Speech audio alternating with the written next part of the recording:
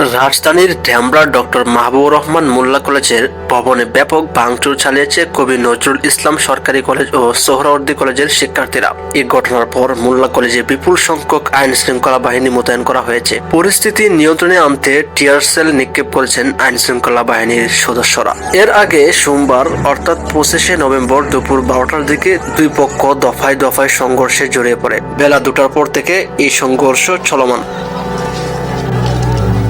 আপনারা আসলে অনেক গুরুত্বপূর্ণ সংবাদ পান না, এর কারণ হচ্ছে আপনারা চ্যানেল সাবস্ক্রাইব করেন না। আপনারা দেখছেন সম্ভব টিভি। এই ধরনের নিত্য নতুন ভিডিও পেতে অবশ্যই চ্যানেলটি সাবস্ক্রাইব করবেন এবং ফেসবুক পেজ থেকে দেখে থাকলে অবশ্যই পেজটিতে ফলো দিয়ে একটি লাইক। মোল্লা কলেজের শিক্ষার্থীদের দাবি, প্রায় অর্ধশত সোহরাওয়ার্দী ও কবি নজরুলের শিক্ষার্থীকে ডাক্তার মাহবুবুর রহমান মোল্লা কলেজের ভেতরে আটক রাখা হয়েছে। জানা গিয়েছে সকাল থেকেই বিভিন্ন এলাকা থেকে ক্যাম্পাসে জড়ো হতে থাকেন সরকারি সোহরাওয়ার্দী কলেজের শিক্ষার্থীরা।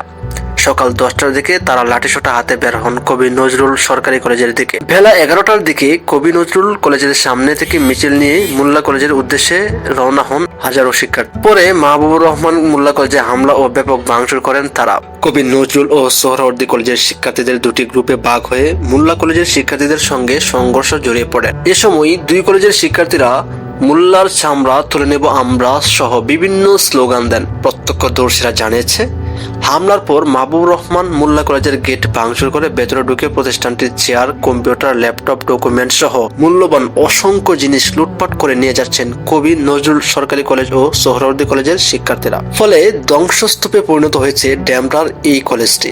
তবে হামলা থেকে রক্ষা পেতে কলেজের গেট বন্ধ করে দিয়েছেন মোল্লা কলেজের শিক্ষার্থীরা।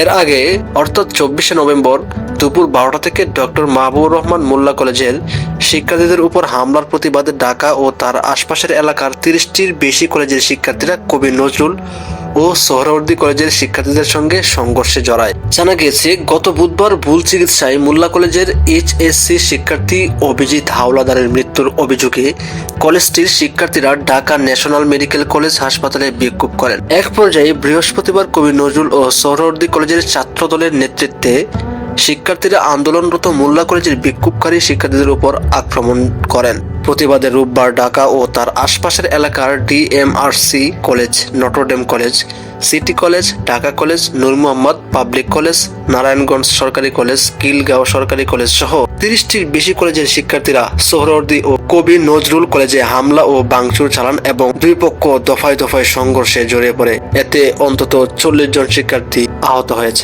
এর পরবর্তী আপডেট ভিডিও পেতে অবশ্যই আমাদের চ্যানেলটি সাবস্ক্রাইব করবেন এবং ফেসবুক পেজ থেকে দেখে থাকলে অবশ্যই পেজটি ফলো দিয়ে ভিডিওতে একটা লাইক দিবেন। ধন্যবাদ।